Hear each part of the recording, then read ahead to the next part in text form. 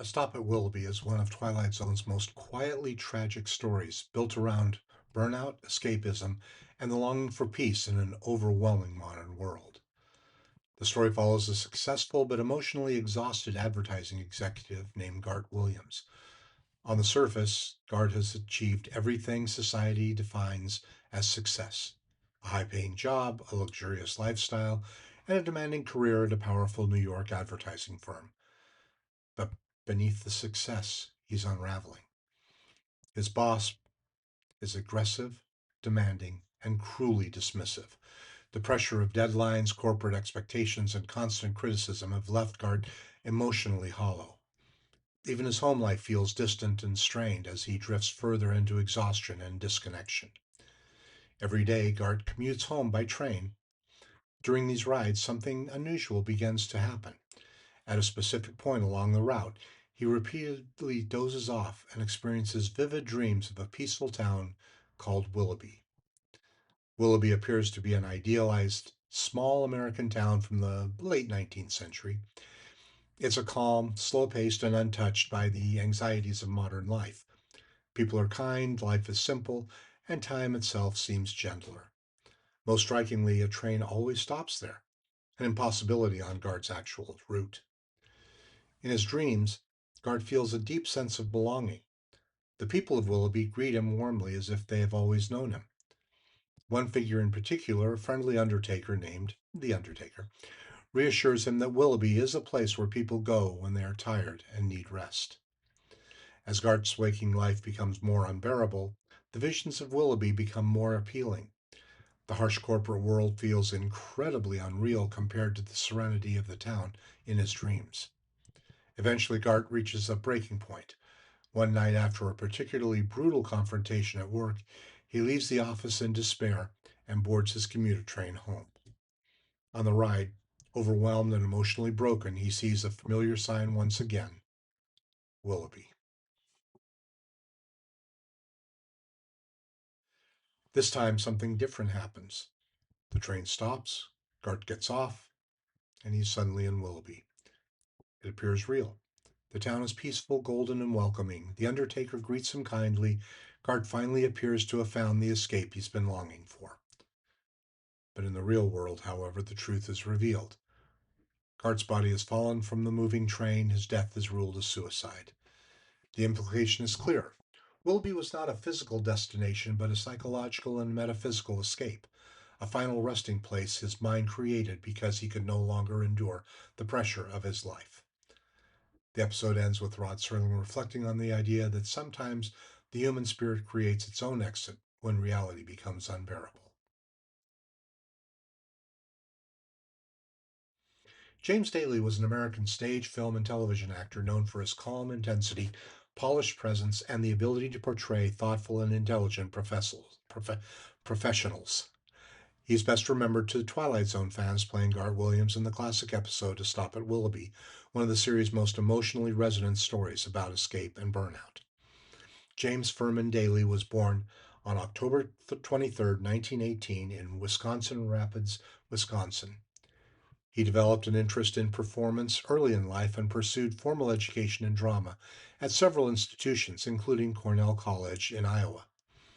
Before establishing himself in acting, Daly served in the U.S. military during World War II. After the war, he transitioned into professional theater, where he quickly earned a reputation for serious and discipline as a performer. Daly built a strong foundation in theater before becoming widely known in television. He appeared in major Broadway productions and worked in serious dramatic roles that showcased his refined delivery and intellectual presence. Notable stage work included appearances in productions such as J.B. and Period of Adjustment. His stage background gave him a theatrical precision that earned and carried over to his screen performances. Daly worked steadily on television from the 50s through the 70s, appearing in many anthology dramas and prestige series of the era.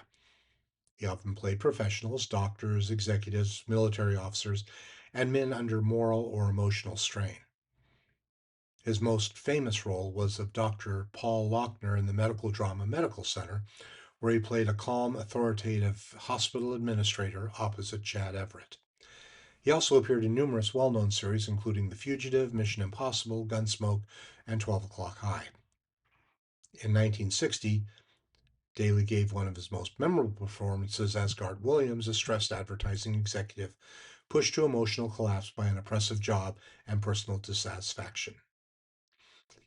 Daly's performance is central to the episode's emotional impact. He portrays Garth not as a melodramatic or unstable person, but as a quietly person breaking down under sustained stress. A performance many viewers consider one of the most realistic depictions of burnout in early television drama. James Daly was known for controlled, understated emotional expression, intelligent, thoughtful characterizations, strong stage trained vocal delivery, and playing men under internal pressure rather than outward chaos. He rarely overplayed emotion, which made his characters feel grounded and believable, even in fantastical stories like The Twilight Zone. Daly was also the father of actors Tyne Daly and Tim Daly, both of whom went on to successful careers in television and film. He continued working steadily in television until his death on July 3, 1978, in Nyack, New York, at the age of 59.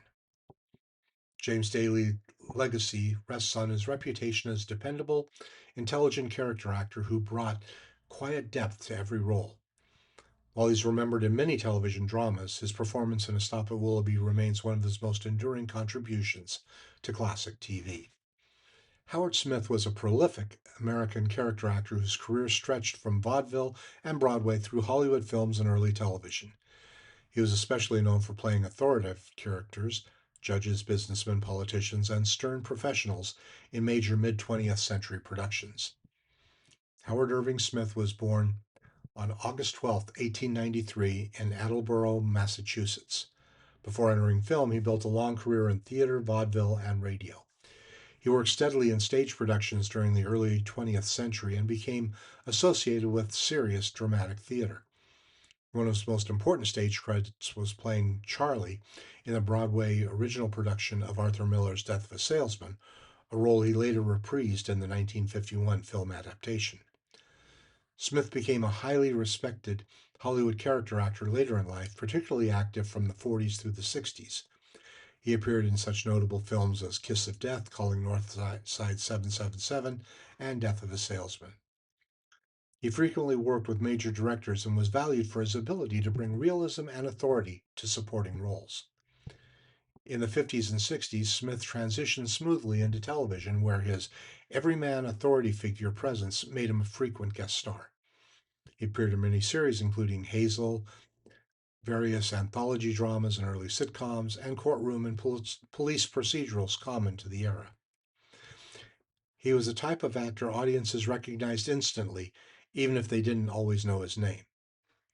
Howard Smith specialized in portraying judges and legal figures, corporate executives, stern but rational authority figures, occasionally gruff or impatient professionals. His performances were understated and grounded, contributing to the realism of many classic mid century films and television episodes.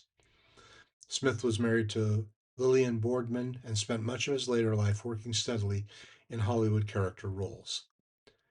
He died on January 10, 1968, in Hollywood, California, at the age of 74.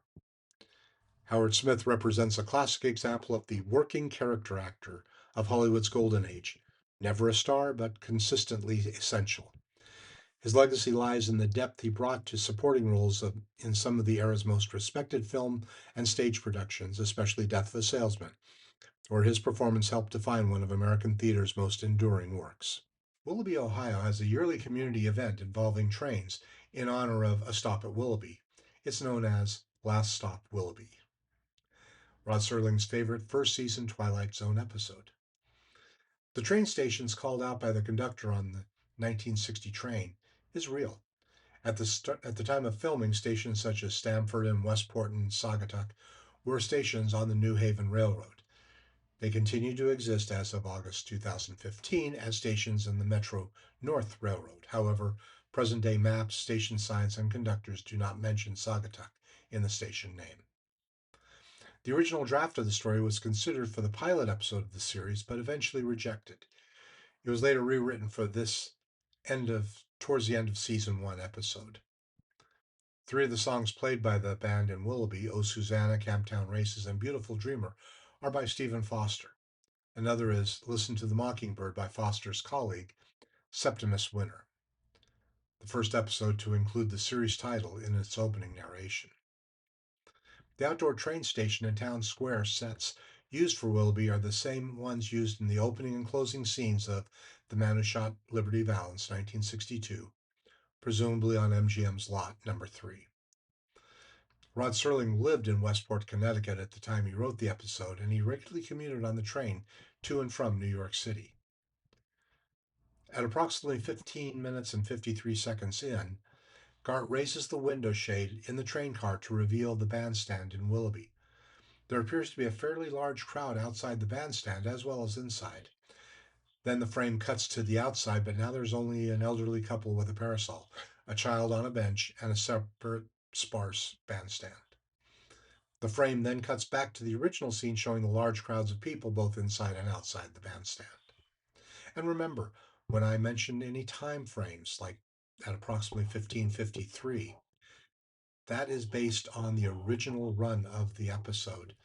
If you're watching it on MeTV or Sci-Fi, that time may not be accurate because of editing situations. When Gart tells his wife about the dream, she sits with a drink in her hand, but then gets up holding a cigarette, which disappears itself. But when the camera dollied towards Gart, there was plenty of time for his wife to put down her drink and light a cigarette. Her cigarette does not vanish. In the shot where she is smoking her cigarette, seems to disappear from her left hand where she stands up, but she actually transferred it to her right hand in the subsequent close-up. Neither of her hands rises in the shot, so she could still be holding it. At its core, this episode is about burnout. Gart Williams represents the modern professional crushed by expectations, long hours, harsh leadership, and a constant performance pressure. Willoughby becomes a symbol of escape from that pressure, a world without deadlines, competition, or emotional exhaustion. The episode asks whether modern success is worth the cost of inner peace. Willoughby is idealized as a simpler time, quiet streets, horse-drawn carriages, and gentle routines. But it's not necessarily real, it's constructed memory of a world which feels safer than the present. The episode suggests that nostalgia can become dangerous when it replaces engagement with reality. When life becomes too difficult, the mind may retreat into comforting illusions. Gart is not just tired, he's being dehumanized. His boss treats him as a tool rather than a person. His identity becomes tied entirely to productivity and output. The episode critiques corporate culture by showing how a person can lose their sense of self under constant pressure. Willoughby represents the opposite, a place where a person exists simply to be, not to produce. The episode's most haunting interpretation is that Willoughby may represent death itself. It's calm, welcoming, and final. The Undertaker's presence reinforces the idea that Gart is being guided toward rest. Rather than portraying death as frightening, the episode frames it as relief from unbearable stress. This makes the ending both peaceful and deeply tragic. One of the episode's central ambiguities is whether Willoughby is real or imagined. Is Gart physically transported to another place, or is he hallucinating during moments of exhaustion? The ambiguity strengthens the emotional impact. What matters is not the mechanics, but the psychological truth that Willoughby represents release from suffering. The story also serves as a cautionary tale about ignoring mental health. Gart shows clear signs of collapse, fatigue, dissociation, emotional withdrawal. Yet no one around him intervenes meaningfully. The episode suggests that untreated psychological strain can lead to irreversible consequences. A Stop at Willoughby stands out in the Twilight Zone because it's not about monsters, aliens, or twists. It's about exhaustion and longing. Its horror is quiet and human. It realizes that a person can become so overwhelmed by modern life that escape feels preferable to endurance. Rod Serling's closing narration frames the story as a warning about the cost of life without relief, compassion, or balance. In the end, Willoughby is not just a place, it's a desire for peace so powerful that the mind turns it into reality, even at the price of life itself. Yeah, I understand. I really do understand why Rod Serling considers this one of his favorite episodes of the first season. It's an emotionally powerful episode, has, as we said, nothing to do with science fiction at all. It has to do with the mind and how the mind wants to make sure that the person is comforted, even in all the pressure that is given. And in these days, pressure is everything. I guarantee that after you watch this episode, you'll never think of the word push, push, push again in any other way than the way that this episode uses it. Everything about this episode is near perfection. I love the episode completely. And again, another 5 out of 5 for me. You will enjoy it, I guarantee.